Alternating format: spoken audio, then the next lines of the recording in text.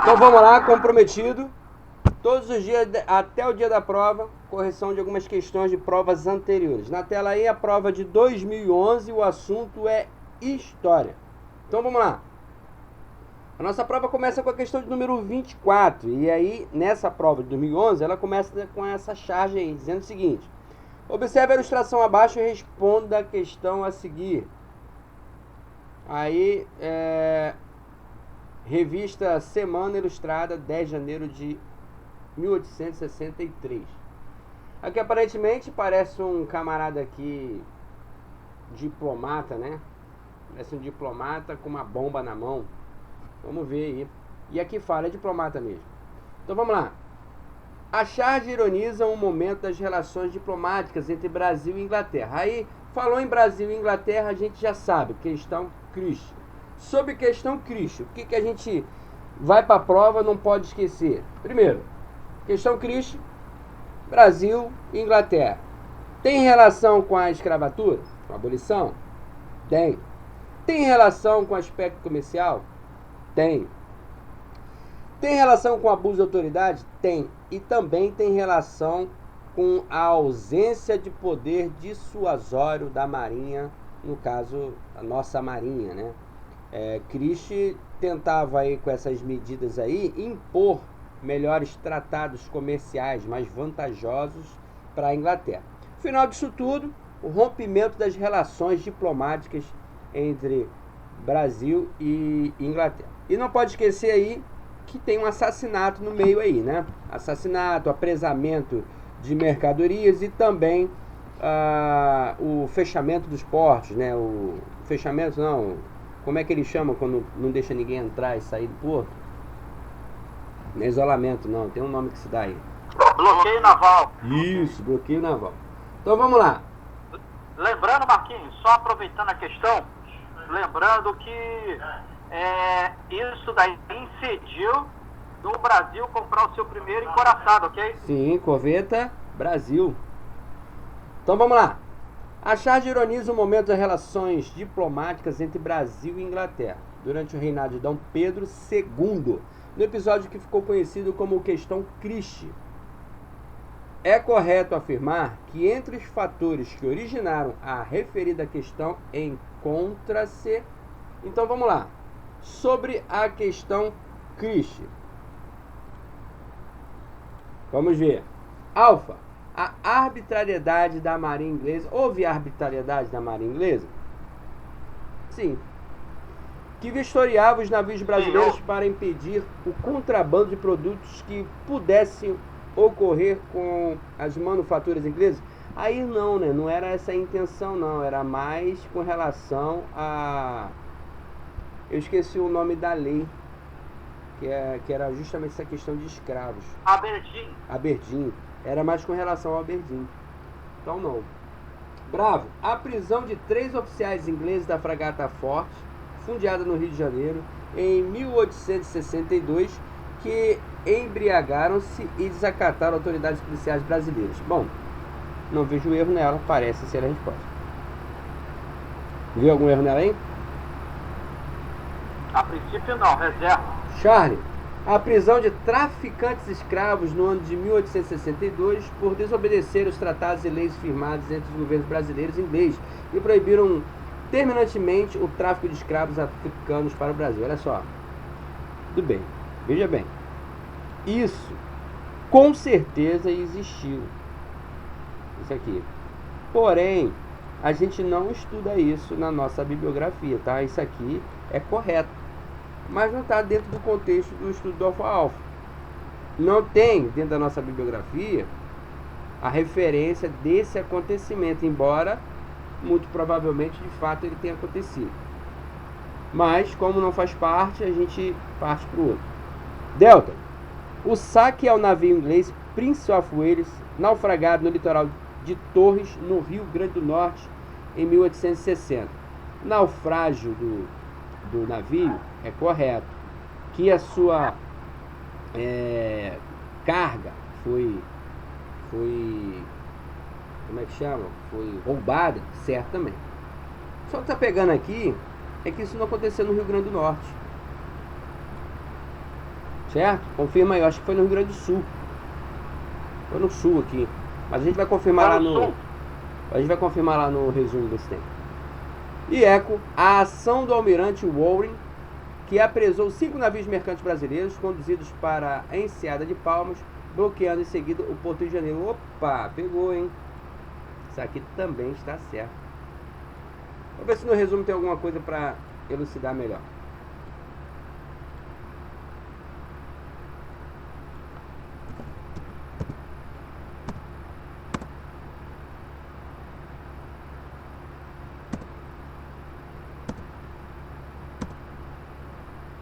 Vamos lá. 1864, lançamento do primeiro encoraçado brasileiro, Corveta Brasil, de construção francesa. Programa naval com base na Guerra de Secessão, havia uma grande preocupação em limitar o calado dos navios. O encoraçado Brasil foi o primeiro navio encoraçado da Marinha e foi adquirido em função da questão Christie. Não é isso que eu quero. Vou procurar por Christie. Computador tá lento, cara, que eu tô pelo notebook. Tá na linha acima. Ah, tá na cara aqui, né? Incidente com a Inglaterra ocorrido em 1863 pode ser considerado como a síntese dos nossos problemas com os ingleses, depois que as divergências relativas à repressão ao tráfico de escravos tinham sido amenizadas após o incidente com o cruzador Cormorant, 1850, de que resultou legislação rigorosa e que foi, bom, na hora da conversão ele acabou suprimindo as informações que tinham que ir além. Então, nesse caso aí, nós teríamos que ir até o texto propriamente dito. Mas assim, vamos lá. Na prova, essas duas questões, elas trouxeram motivo de anulação. Essa questão foi anulada. Por quê? Tanto a Bravo como a EPA dizem a verdade. Então, quando a prova tem duas questões verdadeiras, aí ela é anulada. Eu diria que, na verdade, até a Charlie está dentro do contexto também. Não está na nossa bibliografia, mas não é uma mentira. Então, seguindo aí para a questão número 27. Então, 27 não, 25. Então, lembrando, 24 foi anulada, tá? Mas foi bom para a gente dar uma chacoalhada aí nessa questão triste aí. E aí, é o seguinte, esse resumo aí não deu para consultar porque eu transformei ele em PDF e ele cortou parte da explicação. Mas ele em Excel eu vou deixar na descrição do vídeo aí que eu vou disponibilizar referente a essa tela aí. Então vamos lá, questão número 25. Aí uma figura aí, antigamente tinha muito isso em história, né? Eles botavam sempre uma imagem aí pra gente observar. Então, cena do filme 300. O filme 300, que fez grande sucesso nos cinemas de todo mundo em 2007, nossa, 2007, já tem tudo isso já. Tematiza uma das batalhas mais importantes das guerras médicas. Tal evento pode ser caracterizado como um conflito que foi causado pelo processo de expansão territorial do Império Persa, que ambicionava expandir seus domínios sobre os gregos. Nesse contexto, além da famosa Batalha de Termópilas, que é focada no filme 300, é correto citar também a Batalha de... Aí, vamos lá. Sobre esse contexto aí. Primeira coisa, foi em 840, né? Salamina. Hein, Carvalho? 840? Sei mesmo, né? Então, eu acho que foi isso aí. O que a gente Mas tem... ele tá jogando isso aí pra Artemísio. Então, aí o que eu ia falar agora? O que a gente tem nesse contexto aí de 840? A gente tem anteriormente 900... Deixa eu botar aqui no resumo, dá pra gente trabalhar melhor isso aí. A gente tem Maratona, tem Artemísio, tem... Nossa, vai demorar muito. Vou botar aqui.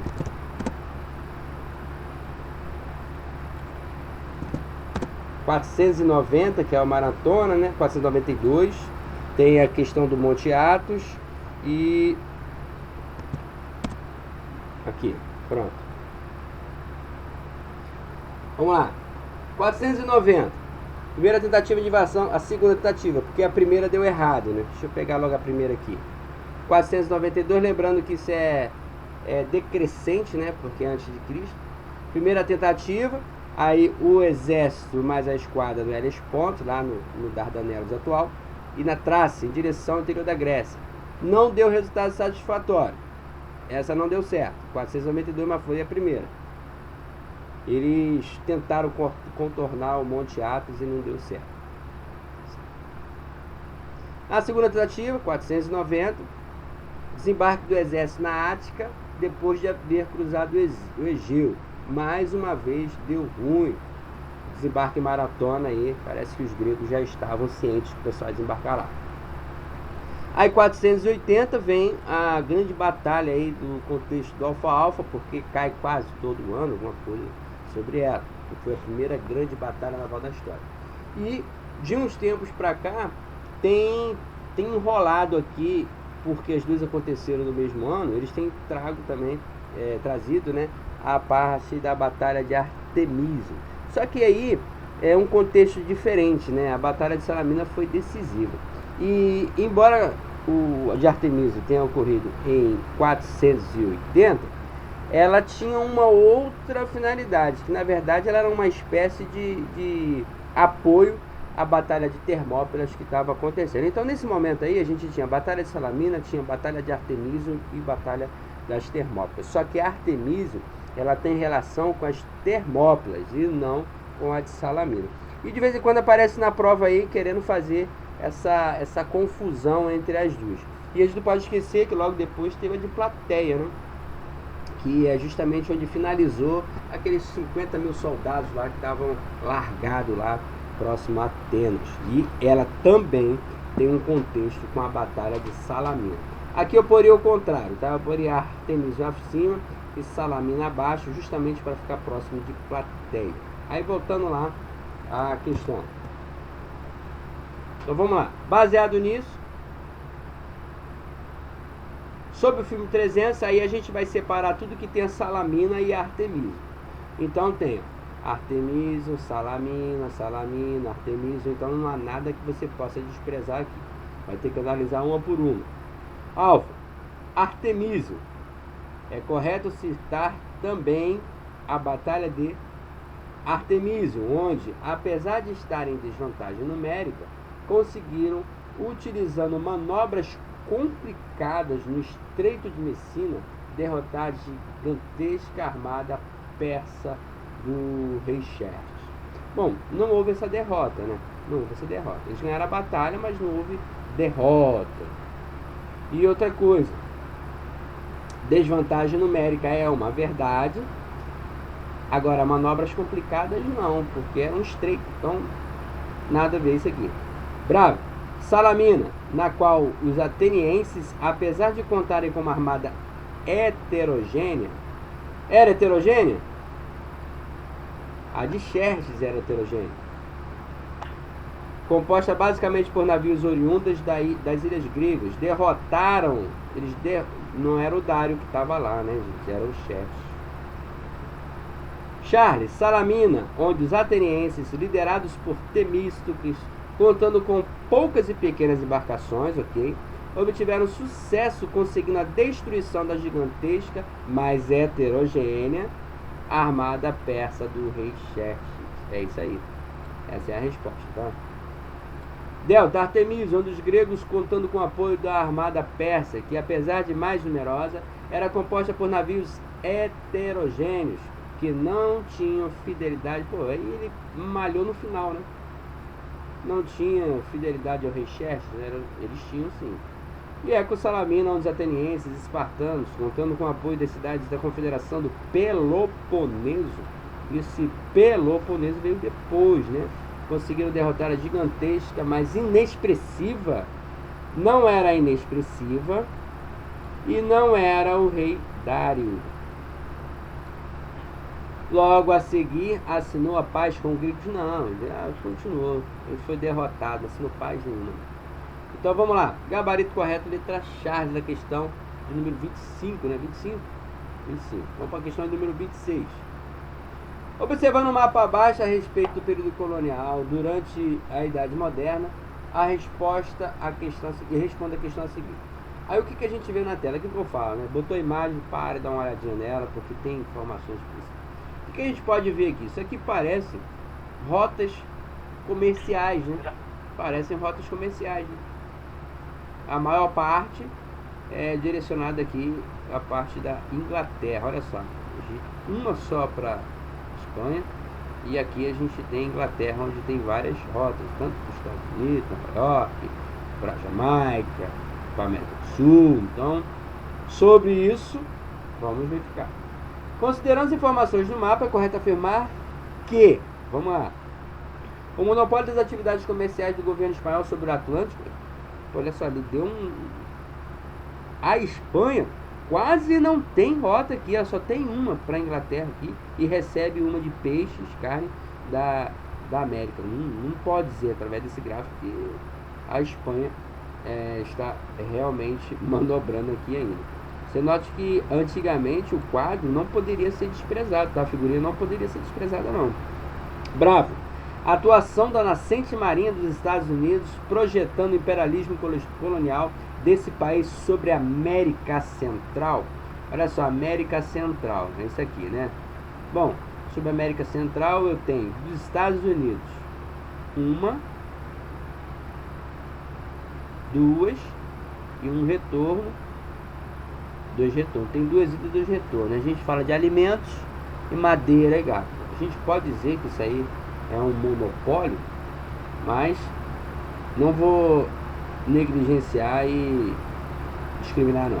Vou deixar separado ali, parece não ser ela, tá?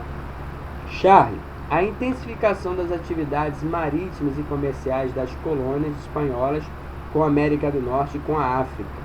Bom, colônias espanholas com a América do Norte e África não parece ser o que está em questão aí, não. Delta, a atuação dos mercadores ingleses, aí a gente não tem nem holandeses, a gente nem holandeses tem aqui, isso aí está totalmente fora. E eco, os intercâmbios comerciais das colônias inglesas da América do Norte. Aí vamos lá. Falou em colônia inglesa, a gente percebe que a maior parte dos fluxos aqui vem para Inglaterra.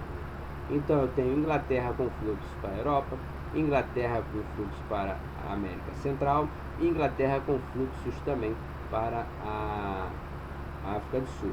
Também tem Inglaterra com fluxos com Portugal, e só não vi fluxo da Inglaterra com a África. Porém, a gente tem fluxo da América do Norte com a África, que era colônia da Inglaterra. Parece ser essa a resposta. O gabarito aí é a letra eco mesmo, tá? Mais uma questão que não exigia que você tivesse muito conhecimento do conteúdo da história naval. Ela exigia aqui que você analisasse o desenho. Com a análise do desenho, aqui claramente você vê que a figura central é a Inglaterra, embora os Estados Unidos tenha uma boa parcela de fluxos também, os Estados Unidos na América do Norte. Porém, ele não fala especificamente da América do Norte, e ainda assim a América do Norte era colônia da Inglaterra. E a gente está falando de período de grandes navegações, né? Aqui, período colonial. Então, com certeza você pode encarar aqui a América do Norte como parte da Inglaterra. Ainda fala a Idade Moderna, né? Então vamos lá, questão de número 27. Questão número 27 diz o seguinte: no dia 26 de outubro de 1917, logo após o naufrágio do navio Macau, torpedeado por um submarino alemão, o presidente Venceslau Braz proclamou o estado de guerra contra o Império Alemão. No que se refere à participação da Marinha Brasileira neste conflito, a medida inicialmente tomada pelo ministro Almirante Alexandre de Alencar foi: bom, em 1917 a gente fala sobre Primeira Guerra Mundial. E se teve medidas da Marinha Brasileira com relação à Primeira Guerra Mundial, foram quais? Bom, aí eu pergunto, a DENOG é da Primeira Guerra Mundial? Diz aí, Carlos. DENOG é. Então, posso dizer que a DENOG é uma das medidas? Acho que é a única. Se não for a única, é a mais expressiva e mais importante. Agora, o que consistia a DENOG? É fazer um patrulhamento de uma área específica. Então vamos lá. Antes de começar a responder, vamos ver o que nós temos sobre DENOG. Vamos ver se não cortou aqui, né?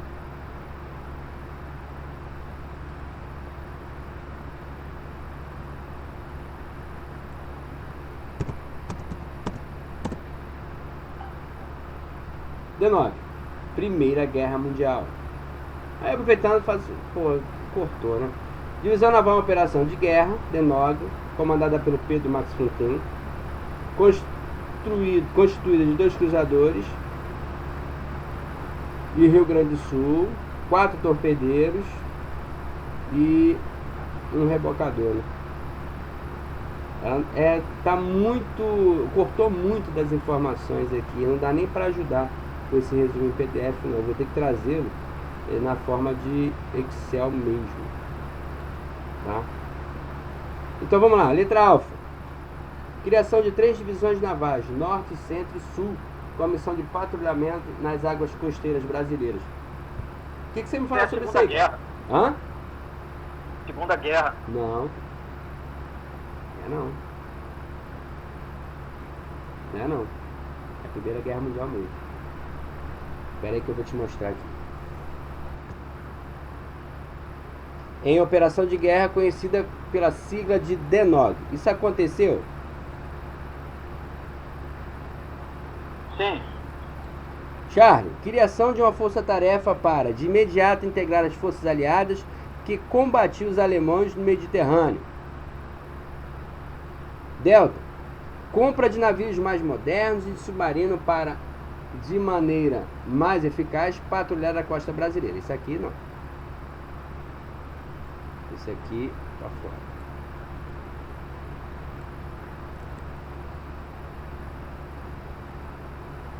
E eco, introdução de uma nova metodologia estratégica que tinha por base a ação dissuadora com meios de afastamento aos submarinos alemães. Não, isso aqui foi mais para a Segunda Guerra Mundial. Então, vamos lá.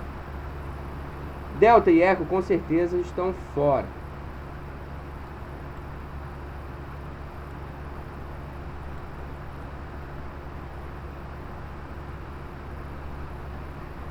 Vamos ver a Charlie. Criação de uma força-tarefa para de imediato integrar as forças aliadas que combatiam os alemães do Mediterrâneo. Bom, aqui eles não combateram alemães no Mediterrâneo. Então, Charlie fora. Sobrou Bravo e Alfa. Bravo. Criação da força-tarefa denominada Divisão em Operação de Guerra, conhecida pela sigla DENOG. Para mim ela está certa. E Alfa, criação de 3 divisões navais, Norte, Centro e Sul, com missão de patrulhamento das águas costeiras brasileiras. Para mim está certo também. O que você me diz aí? Eu acho que é a Bravo. A DENOG está mais correta, né?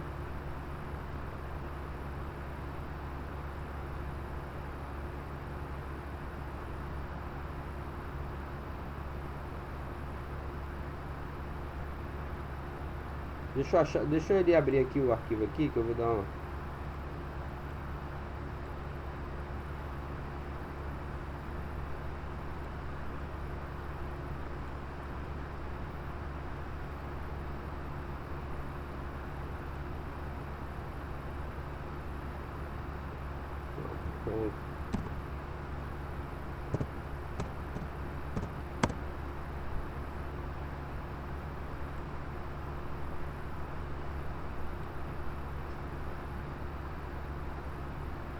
Vamos lá, DENOG, Primeira Guerra Mundial, divisão naval em operação de guerra, constituída por 2 cruzadores, 4 torpedeiros, um cruzador auxiliar, um rebocador. Foi a grande Foi grande a demora para preparar essa força para a viagem. Frital, Dakar, Gibraltar. Com a gripe espanhola, e reteve quase um mês em Dakar.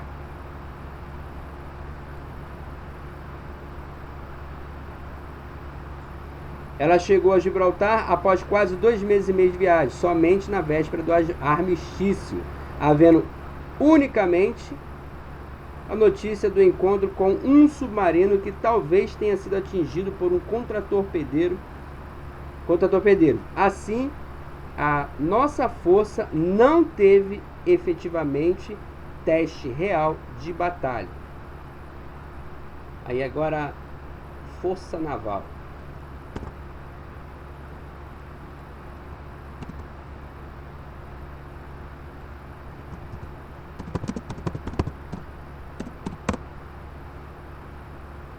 Deixa eu ver como é que ele põe aqui. Divisões navais.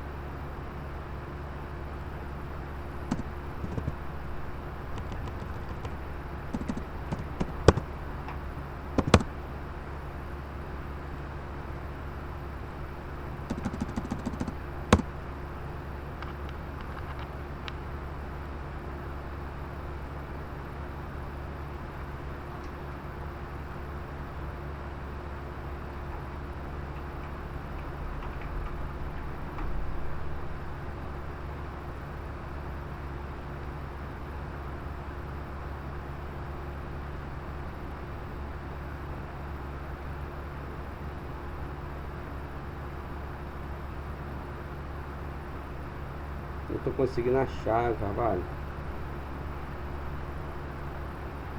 Mas eu sei que tem alguma coisa. Vai direto assim. na Segunda Guerra Mundial.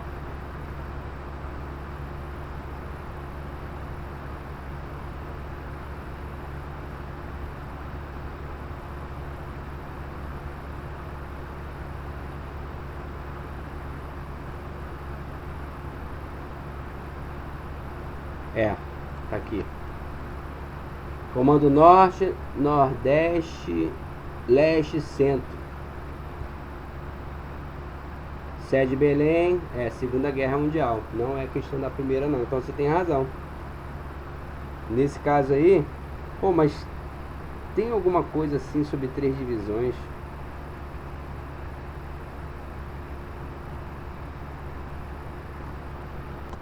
O gabarito oficial dela foi a Alfa, só que tem essa divergência aqui com a Bravo, né? Porque a criação da força-tarefa denominada Divisão Naval em Operação de Guerra, conhecida por sigla D9, ela realmente é da Primeira Guerra Mundial. E, assim, tá redondinha. Eu só não entendo... ela tá certinha. Porém, eu só não entendo... a questão do gabarito botar a Alfa como gabarito oficial. Não entendi. Essa aqui é questão de número 27, a letra Alfa mesmo, tá? Depois eu vou ver o porquê. Essa aqui prova é amarela, né? Amarela de 2011. A gente já corrigiu em 2010, não foi? Hein, Carvalho? Já foi, já. Então é isso mesmo. O gabarito dela foi a Alfa. Criação de 3 divisões navais, Norte, Centro e Sul. Você observa, mas é isso mesmo, porque você observa aqui, olha só, Norte, Centro e Sul. Porque lá na Segunda Guerra são muito mais divisões. Cadê? Deixa eu mostrar aqui. Na Segunda Guerra, aqui ó, Norte, Nordeste, Leste, Centro e Sul. E aqui é comando naval. Aqui é comando naval. Lá na questão ele não está falando de comando naval. Ele está falando de divisões navais. Então, agora, eu só não entendo por que ele deu a Bravo como não sendo a certa. Porque para mim a Bravo está certa. Ô Marquinhos, boa tarde, gente, para todo mundo. Eu abri aqui a apostila, tá escrito que é de NOG ela é uma pequena força, às vezes é por isso, porque tem as divisões navais realmente. Às vezes é por isso, às vezes eles não entendem como uma força-tarefa, porque ela ainda era muito limitada. A O Carol livro tá tá botando falando? que ela foi uma pequena força, com dificuldade de ser montada. Quem tá falando é a Carol? Sou eu. Conheci pela voz. Tá bom, então. Eu tô... Não eu acho entendi, que é isso cara. daí E pra mesmo. mim as duas estariam certas, né? Com certeza essa questão cai de novo, eu ia ficar, não, Mas eu assim. até pensei que eles tivessem anulado, porque a primeira coisa quando ele vai fazer é proteger o território. Sim. Depois ele vai se voltar pra guerra. Eu acho que eles estavam querendo pegar aí. Então vamos lá. Vamos pra Vamos lá. questão número Ô, 21. Marcos, Sim. boa tarde aí. Eu acho que ele quis dizer porque a primeira ação foi a divisão em 3 divisões. A DNOG se resume a essas 3 divisões aí. Aí depois ela foi denominada DNOG. Então, como é a primeira ação, Tem por isso que mesmo. se dá. Ele tá falando aqui, realmente, você tem razão, ó. Não, aqui, ó. A medida inicialmente tomada. A DNOG já foi no final, não chegou nem a combater a DNOG. Não é verdade? Então, como ele está falando em inicial, talvez seja isso que invalida aqui a DNOG. Agora, essa aí estava bem complicadinha, tá? Você tinha que ter um nível de atenção muito elevado aqui para você passar a batida na DNOG. Porque quando você fala na Primeira Guerra Mundial, a primeira coisa que você imagina de expressão foi a DNOG. Essa parte aqui dos comandos navais, eu até lembrava que tinha, mas assim, na minha cabeça, ela era menos importante que a DNOG. Mas a Carol falou certo aí. Essas 3 divisões aí que originaram a DNOG futuramente. Então vamos para 28? Tá safo aqui? Alguém quer comentar isso aqui? Ninguém respondeu, então vamos para 28. Vamos ganhar tempo. Essa 28 ela foi anulada. Mas aí a gente pode comentar alguma coisa sobre ela, pode aproveitar ela para alguma coisa. Então vamos lá.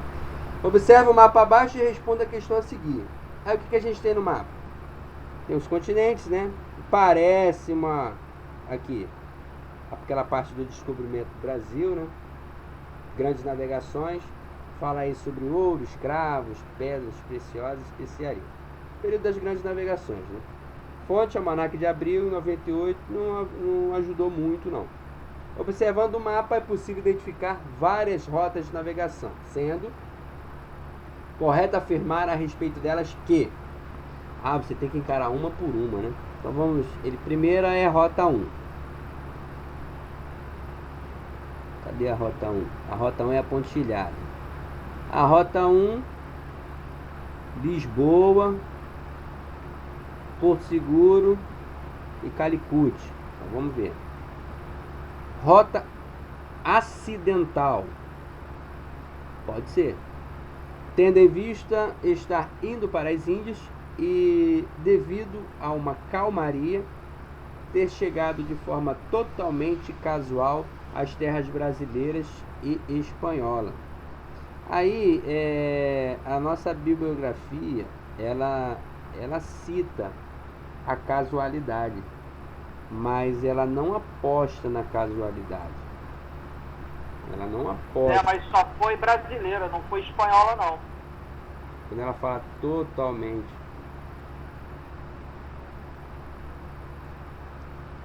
totalmente casual, ela exagerou um pouquinho. Bravo, mas concordo com você, Carvalho.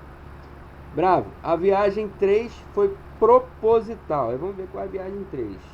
É a do pontinho mais curto. Ela sai, acho que de Lisboa também, contorna a África e para aqui no Cabo da Boa Esperança. Foi proposital? Sim. Bateu aqui e voltou, né? Não continua, bateu e voltou.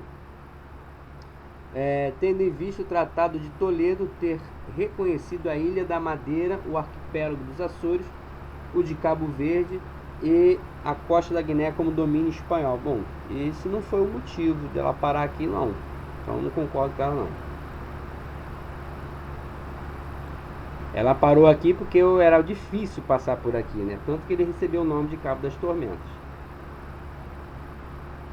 Charlie, as viagens 3 e 4 foram organizadas apenas como movimento de expansão religiosa. Não era um movimento de expansão religiosa, ele tinha um cunho comercial também, né? Delta, as viagens 1, 2 e 3 tiveram por finalidade uma expansão marítima e comercial que objetivava, entre outros fatores, a procura de metais preciosos e terras para Portugal. Na verdade, esse terra para Portugal ainda não era uma vertente inicial, né? Mas o 1, 2 e 3 são essas três aqui. A que foi sem querer, a que foi até Calicut e essa que bateu aqui e voltou. Então, na verdade, isso aí não eram terras, eram novos caminhos para as Índias. A terra, quando foi descoberta, inclusive, gerou-se essas duas vertentes aí, intencionalidade e casualidade. Não tinha esse objetivo específico de achar terras para Portugal. E a viagem 2 tem como consequência a chegada dos portugueses a Calicut, na costa oeste da Índia, e a fundação de feitorias nas ilhas do Oceano Índico e Pacífico. É a viagem 2. A viagem 2 vem até aqui mesmo. Agora, motivo do... seria essa para mim, tá? Motivo da anulação, não sei responder, não lembro de um comentário, de uma correção, de uma prova dessa que deve ser o motivo da anulação dessa de 2011, não. Mas assim, uma questão complicadinha, que você tem que voltar várias vezes a informação da gravura e responder a questão e ela ser anulada. Perda de tempo. Marquinho, ela mexe muito justamente com essas duas teorias também. Porque ele fala em intencionalidade, ocasional, foi por querer ou não. Então isso também é importante ter em mente, tá? Se o contexto da questão, ele dependendo do que ele abordar aí. Então vamos para 29? 29. Bora. Leia o texto abaixo, referente às invasões do século 9 e 10 e responda a questão a seguir. Com a insegurança provocada pelas invasões, os europeus ocidentais procuraram se proteger, buscando refúgio no campo. Houve então um enfraquecimento do poder central dos antigos reinos germânicos, ao mesmo tempo que o poder local se fortalecia. O comércio foi dificultado pela insegurança reinante e pelo bloqueio das estradas e do mar Mediterrâneo. Essas condições possibilitaram transformações no mundo da vida das sociedades europeias que caracterizaram o feudalismo. Aqui, História Global, não está na bibliografia mais da gente. Entre as diversas invasões ocorridas na Europa do século 9 e 10, que colaboraram para a intensificação do feudalismo naquele continente, destacam-se a dos povos vindos do mar, entre os quais é correto citar hoje. Aí é o seguinte, antes da Guerra dos 100 anos, quando a bibliografia fala alguma coisa, assim, nesse período, um pouquinho antes dos 100 anos, é sempre voltado aí para essa relação dos vikings. Aí os vikings a gente tem o quê? Os normandos, os suecos, né? E os dinamarqueses. 3 rotas, a rota externa, a rota superior e a rota interna. Aí quem geralmente entrava em conflito eram os noruegueses e dinamarqueses. Aí baseado nisso, vamos ver qual é a opção correta. Ele quer a correta a respeito dos vikings. Então vamos lá. Alfa. Os vikings originários das Ilhas Britânicas. Vou ter que ler o comando. Vou ler o comando aqui de novo. Entre as diversas invasões ocorridas na Europa do século 9 e 10, que colaboraram para a intensificação do feudalismo, naquele continente destacam-se os povos vindos do mar, entre os quais é correto citar os... Então a gente vai procurar vikings. Só que todos eles estão falando vikings. Só esse aqui, Lombardo, tá fora. Só deu para eliminar o Lombardo, né? Não, a Bravo também. A Bravo também. Aí ficou vikings. Vikings na Alfa, a Charlie e na E. Na Alfa, originários das Ilhas Britânicas. Aí a gente já sabe, né? É Dinamarca, Noruega e Suécia. Não é Ilha Britânica. Aí na Charlie, originários das regiões de Dinamarca e Noruega. Faltou os suecos. E mas é essa aí, tá? cuja expansão atingiu todo o continente americano. Aí não tem como, né? Embora a Charlie esteja faltando os suecos, ela é a resposta correta. Safo? Vamos à de número 30 agora. Observe a imagem abaixo e responda a questão a seguir. Aí o destroyer norte-americano abordando um cargueiro soviético no Mar de Azov. Não, o cargueiro é Azov, Ansov, perto de Porto Rico. A imagem data de 1962, reflete a atuação da Marinha Americana impedindo navios russos chegarem a Cuba, dando início a um bloqueio naval sobre a ilha cubana que perdura até os dias atuais. Sobre esse assunto é correto afirmar que o fator que motivou tal ação foi... Aí, crise dos mísseis. Vamos lá. Eu acho que de repente ele está falando de dissuasão, essas coisas aí. Alfa, a declaração de Cuba de se tornar uma república socialista? Não. O regime socialista de Cuba não trouxe problema. É mais voltado aí para essa parte dos mísseis mesmo que teve esse problema. Bravo, a tentativa dos cubanos em fornecer açúcar apenas para os soviéticos, boicotando com isso o mercado consumidor. O mercado consumidor norte-americano nunca dependeu de Cuba para nada. Charlie, a proibição do governo cubano de permitir a saída de dissidentes da ilha também não influenciaria aí nas decisões dos Estados Unidos. Delta, a tentativa de instalação de mísseis soviéticos na ilha, aquilo que você acabou de falar, né? Essa é a resposta. Inclusive, essa questão está mais para geografia do que para história, né? Em geografia a gente vê bem essa parte aí das crises dos mísseis. E eco, uma retaliação dos Estados Unidos devido ao rompimento de relações diplomáticas por parte do governo cubano e aproximação de Cuba com os soviéticos. Na verdade, os Estados Unidos está andando e cagando para Cuba. Sempre andou e cagou.